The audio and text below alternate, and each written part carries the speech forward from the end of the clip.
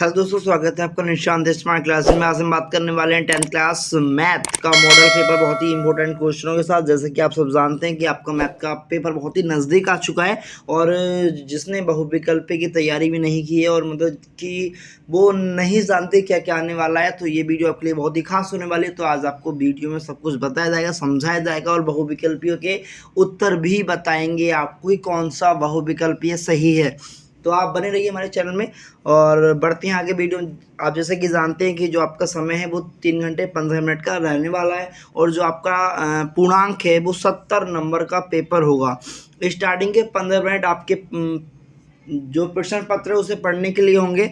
चलिए बढ़ते हैं क्वेश्चन की ओर।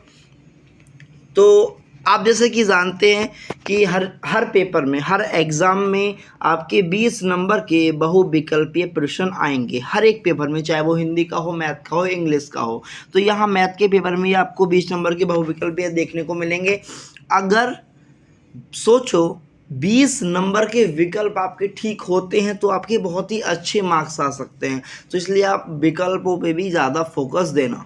तो चलिए स्टार्ट करते हैं, देखते हैं पहला विकल्प। तो यहाँ पर दिया है किन्हीं दो संख्याओं का LCM 60 और HCF 3 है। LCM 60 दिया है, HCF 3 दिया है, एक संख्या 12 है तो दूसरी संख्या ज्ञात करो। तो यहाँ पर एक सूत्र आएगा कि पहली संख्या यानी पहली संख्या गुणा दूसरी संख्या बराबर HCF गुणा LCM, ये सूत्र आता है। अब यहाँ से आपको क्या निकालना है, सेकंड संख्या का मान निकालना है। HCF की जगह HCF का मान लिखना, LCM की जगह LCM की मान लिखकर, और जो पहली संख्या है यानी 12 से भाग देना। भाग देने के बाद में जो आपका आंसर जो आएगा वो आएगा 20। तो इसका पहले का जो होगा वो पहला ऑप्शन सही है, 20 इसका आंसर होगा, पहले का पहला।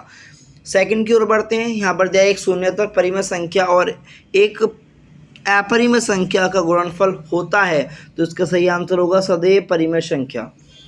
नेक्स्ट क्वेश्चन दिया गया रेखा युग्म समीकरण x प्लस 2y माइनस 5 बराबर 0 और 4x प्लस 8y माइनस का 20 बराबर 0 के हल होंगे। तो ये आपको निकालना पड़ेगा। निकालने के बाद जो इसका सही आंसर आएगा वो आपका सेकंड ऑप्शन इसका सही होगा, यानी अपरिमित रूप से अनेक हल उसके होने वाले हैं। अब देखिए, मैं अगर आपको विस्तार से बताता हूँ तो समय इतना ज़्यादा नहीं है, इसलिए मैं आपको ओनली शॉर्ट में बता रहा हूँ। बढ़ते हैं अगले क्वेश्चन की ओर। यहाँ पर दिया है कि वह सबसे बड़ी संख्या जिससे 70 और 125 को विभाजित करने पर शेष फल 5 और 8 प्राप्त होता है। तो यहाँ पर हमें क्या निकालना है, सबसे बड़ी संख्या। मतलब कि अगर हम 70 में से 5 को माइनस करते हैं तो 65 आ जाएगा, ठीक। और 125 में से 8 को माइनस करते हैं तो 117 आ जाएगा। अगर हम 117 और 65 में से HCF निकाल लें तो वही इसका आंसर होगा। तो इसका सही आंसर आएगा वो आएगा 13। तो चौथे का पहला ऑप्शन सही होगा। नेक्स्ट क्वेश्चन दिया है 3 के प्रथम 5 गुणजों का योग होगा। तो जो इसका सही आंसर होगा वो होगा आपका 45, यानी पहला option it is the right, पहला, 5 में का पहला।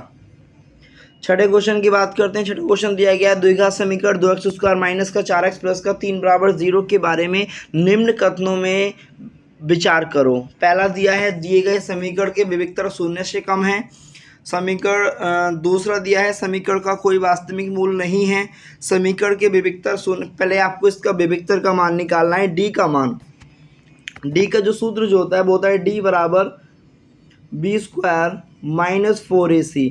यहाँ से आप डी का मान निकालेंगे। डी का मान निकालने के बाद अगर डी का मान प्लस में आएगा, माइनस में आएगा, क्या आएगा, उस चीज़ के निकालने के बाद इसका डिसाइड होगा। तो इसमें जो आएगा समीकरण के मूल वास्तविक होंगे, क्योंकि यहाँ पर डी का मान आएगा प्लस में, जो कि 0 से बड़ा होगा, ठीक है। यहाँ पर जो आपको दिया है ऑप्शन नंबर 4, इसमें एक ही जगह डी आएगा, डी, केवल डी सही है, यही इसका आंसर होगा। बाकी सारे ऑप्शन आपके गलत हो जाएंगे, केवल डी सही है, ये आएगा ऑप्शन में, ठीक है। आगे बढ़ते हैं हम 7वें क्वेश्चन में। तो दिया गया है कि ए ओ बी सी एक आयत है जिसके 3 शीर्ष दिए हैं आपको ए ओ बी। इसका विकर्ण आपको निकालना है। तो जो उसका सही आंसर आएगा निकालने के बाद वो आएगा √34। इसका थर्ड ऑप्शन सही होगा। अगला क्वेश्चन दिया गया है यदि समीकरण x² प्लस के एक्स माइनस का 5/4 बराबर 0 का एक मूल 1/2 है तो के का मान है। आपको के का मान निकालना है। तो समीकरण का एक मूल यहाँ पर दिया है। तो यदि मैं इस समीकरण में x की जगह 1/2 रख देता हूँ तो हमें के का मान मिल जाएगा बहुत ही आराम से। तो जो इसका सही आंसर आने वाला है वो आएगा 2, केवल प्लस का 2 आएगा। इसका फर्स्ट ऑप्शन सही होगा। आगे बात करते हैं 9वें क्वेश्चन में। तो दिया गया है 2 त्रिभुज समरूप होते हैं। ऑप्शन ए यदि इनके संगत कोण बराबर हो। ऑप्शन बी इनकी संगत भुजाएं एक ही अनुपात में हों। ऑप्शन सी उपयुक्त दोनों। ऑप्शन 4 इनमें से कोई नहीं। तो इसका जो सही आंसर होगा वो होगा ऑप्शन सी, यानी थर्ड ऑप्शन आपका सही होगा। अगला क्वेश्चन दिया गया यदि एक समकोण त्रिभुज एबीसी में कोण सी बराबर 90 अंश, ए सी बराबर 3 सेमी और बी सी बराबर 4 सेमी है तो बिंदु सी से जाने वाली माध्यिका की माप ज्ञात करो। तो जो इसका सही आंसर होगा वो होगा 2.5। इसका सही आंसर होगा। अगला क्वेश्चन दिया गया यदि sine theta minus cos theta is equal to 1 तो साइन 4 थीटा प्लस कॉस की घात 4 थीटा का मान ज्ञात करो। जो उसका सही आंसर आएगा वो आएगा 1, यानी 11वें का पहला ऑप्शन सही होगा। 12वां क्वेश्चन साइन 2a बराबर 2 साइन ए तब सत्य होता है जबकि a बराबर है। यहाँ पर आपको a का मान निकालना है। तो a का जो मान आएगा वो आएगा 0, यानी 12वें का पहला ऑप्शन सही होगा।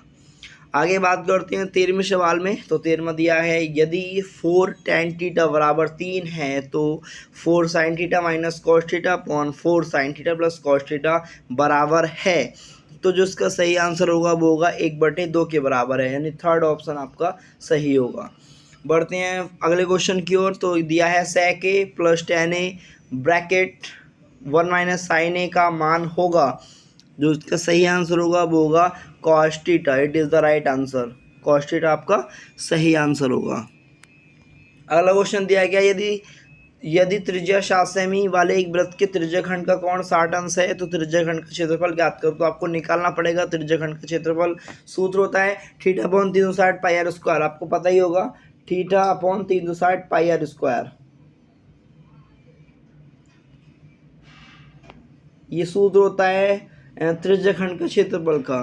तो जो इसका सही आंसर जो होगा वो होगा पहला। It is the right answer of option A, pi R square theta upon 360। ठीक है। अगला क्वेश्चन दिया है एक सुराही निम्नलिखित का संयोजन है। तो इसका जो सही आंसर होगा वो होगा एक गोला और एक बेलन। यानी एक सुराही में क्या होता है, बेलन होता है और एक गोला होता है। अगला क्वेश्चन दिया है 1 से 10 तक की धनात्मक विषम संख्याओं का माध्य होगा। माध्य का मतलब है समांतर माध्य। तो जो इसका सही आंसर होगा वो होगा आपका ऑप्शन 4, 5। अगला क्वेश्चन आंकड़ों 13, 15, 16, 17, 19, 20 की माध्यिका होगी। तो यहाँ पर टोटल कितनी संख्याएं हैं, 2, 2, 4 और 2, 6, यानी n है 6। तो सूत्र आएगा यहाँ पर माध्यिका वाला। सूत्र क्या होगा, माध्यिका बराबर n/2 व पद प्लस n/2 प्लस 1 व पद। यानी यहाँ पे आपको माध्यिका का मान निकालना पड़ेगा। तो आपका जो आंसर जो आएगा वो आएगा 33/2। It is the right answer of 33/2। अगला क्वेश्चन यदि कुछ प्रेक्षणों का माध्य 27 तथा बहुलक 45 तथा माध्यिका होगी। तो इसका सही आंसर होगा ऑप्शन बी, यानी ऑप्शन 2, 33 इसका सही आंसर होगा। अगले क्वेश्चन की बात करते हैं यदि एक पासे को फेंका जाता है तो 3 से छोटी एक विषम संख्या आने की प्रायिकता ज्ञात करो। तो जो इसका सही आंसर आएगा वो आएगा 1/6। तो आपके 20 के 20 बहुविकल्प प्रश्न हो चुके हैं। तो आप बहुत ही सावधानी पूर्वक सभी विकल्पों को ध्यान में रखिएगा, कोई सा विकल्प आ सकता है। अब बात करते हैं खंडवा में। तो खंडवा में सभी खंड करने हैं आपको। पहला दिया है स्पष्ट कीजिए कि 3 × 5 × 7 + 7 एक भाज्य संख्या क्यों है, आपको स्पष्ट करना है। ज़्यादा कुछ नहीं करना, पहले आपको ये सॉल्व करना है। मतलब 3 की गुणा 5 से करनी है, 5 × 15, 15 की गुणा करनी है 7 से और 7 को फिर ऐड करना है। ऐड करने के बाद में जो भी संख्या आती है उस संख्या को यहाँ लिखना है और हमें 7 से भाग करनी है। बस ये आपको भाग करके वहाँ दिखाना पड़ेगा। शेषफल आपका 0 आना चाहिए। अगर 0 आता है तो भाज्य है, ये यही सिद्ध हो जाएगा, वहाँ पर ज़्यादा कुछ नहीं करना। अगला क्वेश्चन दिया है खा वाला, यदि cot थीटा बराबर 7/8 हो तो 1 में 1 plus sine theta into bracket 1 minus sine theta, यानी एक बार प्लस है एक बार माइनस है, तो हम एक बार प्लस एक बार माइनस को क्या लिख सकते हैं, ए स्क्वायर माइनस बी स्क्वायर, अर्थात 1 माइनस साइन थीटा स्क्वायर, ठीक। और इसे लिख सकते हैं हम 1 माइनस कॉस थीटा स्क्वायर। इसे 1 माइनस साइन स्क्वायर थीटा को हम क्या लिखते हैं, कॉस स्क्वायर थीटा, और इसे क्या लिखते हैं, साइन स्क्वायर थीटा। कॉस बटे साइन क्या होते हैं, कॉट स्क्वायर थीटा, और कॉट की जगह हम मान लिखेंगे 7/8 का, मतलब ये स्क्वायर है तो स्क्वायर हो जाएगा, तो आपका 49/64 इसका आंसर आ जाएगा। It is the right answer of 49/64। ठीक है, इस प्रकार से आप समझ सकते हैं, ये मैंने बहुत ही शॉर्ट में बता दिया आपको। चलिए आगे देखते हैं, दो घनों जिसमें से प्रत्येक का आयतन 64 सेमी की घात 3 है के संलग्न फलकों को मिलाकर एक ठोस बनाया जाता है, इससे प्राप्त घनाभ का पृष्ठीय क्षेत्रफल ज्ञात करो। तो यहाँ पर आपको दिया है घन का आयतन दिया है, तो घन के आयतन से पहले आप इसमें आर का मान निकाल लेना, इसके बाद में ही जो क्या बोलते हैं घनाभ का पृष्ठीय क्षेत्रफल का सूत्र लगेगा, उसके बाद में इसका मान निकलेगा। अगला क्वेश्चन में देखते हैं, निम्न आंकड़ों का माध्य ज्ञात करो। तो यहाँ पे आपको वर्ग अंतराल दिया है और बारंबारता, यानी आपको वर्ग दिया है, बारंबारता दी है। पहले आपको निकालना है यहाँ पर x का मान, फिर निकालना है fx का मान, यानी f गुणा x का मान। एक सारणी में ये निकालना है, एक सारणी में ये निकालना है।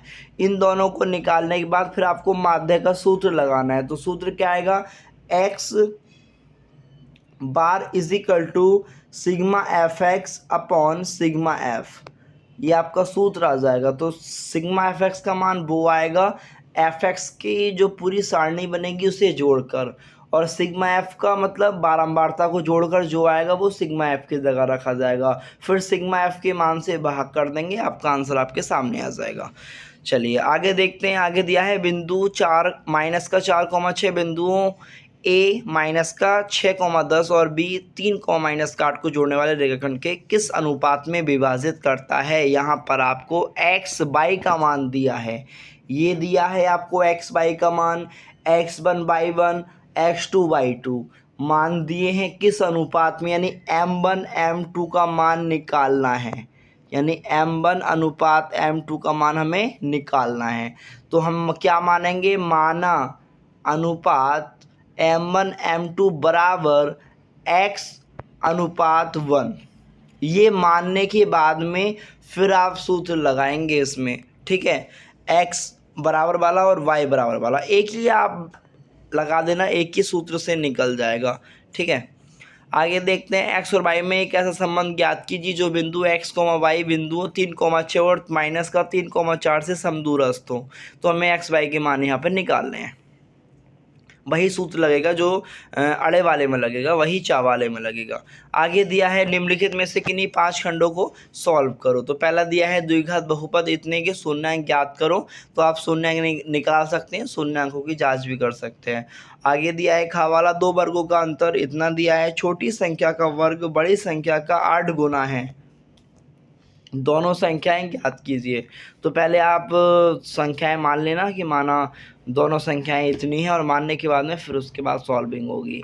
आगे सिद्ध कीजिए कि वृत्त के किसी व्यास के सिरों पर खींची गई स्पर्शरेखा समांतर होती है, ये भी आपको सिद्ध करना पड़ेगा। अगला क्वेश्चन, सिद्ध कीजिए कि एक बाह्यतम, देखिए इनमें से 6 दिए हैं आपको, 6 में से 5 करने, कोई सा भी एक जो आपको हार्ड लगे वो आप छोड़ सकते हैं, ज़्यादा कोई दिक्कत नहीं है। आगे देखिए तीसरा क्वेश्चन आपको सामने दिया गया है, 2 अंकों की एक संख्या। देखिए इस टाइप का सवाल 100% आएगा, यही आ जाएगा, मुझे तो यही लग रहा है कि यही आने वाला है। बहुत ही इंपॉर्टेंट सवाल है ये वाला, थर्ड वाला जो क्वेश्चन है बहुत ही इंपॉर्टेंट है। 2 अंकों की संख्या आपको दी और इसके अंक पलट रहे हैं, अंकों को पलटने से बनी संख्या का योग 66 है। यदि संख्याओं का अंतर 2 है तो संख्या ज्ञात कीजिए। तो पहले आपको मानना पड़ेगा कि माना इकाई का अंक दहाई का अंक, मानने के बाद में दोनों का जो अंतर यानी x माइनस बाई का मान आपको 2 दे दिया, समीकरण नंबर 1 हो जाएगी। आगे आपको मानना पड़ेगा कि माना 2 अंकों की संख्या कितनी है, 10x plus by. 10x plus Y मानना पड़ेगा आपको 2 अंकों की संख्या में, ठीक है। अथवा में क्वेश्चन दिया है 5 वर्ष नूरी की आयु, ये भी ज़्यादा हार्ड नहीं है, ये भी हो सकता है अगर आपने प्रैक्टिस की होगी तो। आपको इन दो में से कोई सा एक करना है, चाहे तो ये वाला कर लो या ये वाला कर लो, ऐसी और भी जो आपको सही लगे। 6 नंबर का क्वेश्चन है। आगे चौथे क्वेश्चन में बात करते हैं। एक बहुमंजिल भवन के शिखर से देखने पर, चाहे तो ये कर दीजिए वरना नीचे वाला कर दीजिए। अथवा में दोनों ही मेरे हिसाब से पहला वाला सही है, चौथे का जो फर्स्ट दिया है वो थोड़ा हल्का है, थोड़ा हार्ड भी है। आगे 5वां प्रश्न दिया गया है। एक बर्तन एक उल्टे शंकु के आकार का है जिसकी ऊंचाई, अब इसमें क्या है, एक बर्तन है उल्टे शंकु के आकार का है, इसकी ऊंचाई 8 सेमी है। थोड़ा बहुत चित्र के साथ होगा ये, आपको चित्र पहले बनाना है, समझना है, उसके बाद में इसका क्षेत्रफल वगैरह निकालना है।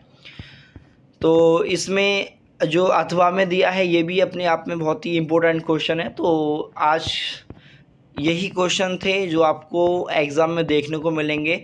बाकी आपके एग्ज़ाम के लिए ऑल द बेस्ट। बाकी पढ़ते रहिए आप ऐसे ही, और एग्ज़ाम में अच्छे नंबर लेके आइएगा ताकि आप अपने माता पिता का भी नाम रोशन कर सकें। बाकी मिलते हैं फिर नेक्स्ट वीडियो में एक और मॉडल पेपर के साथ। Thanks for watching.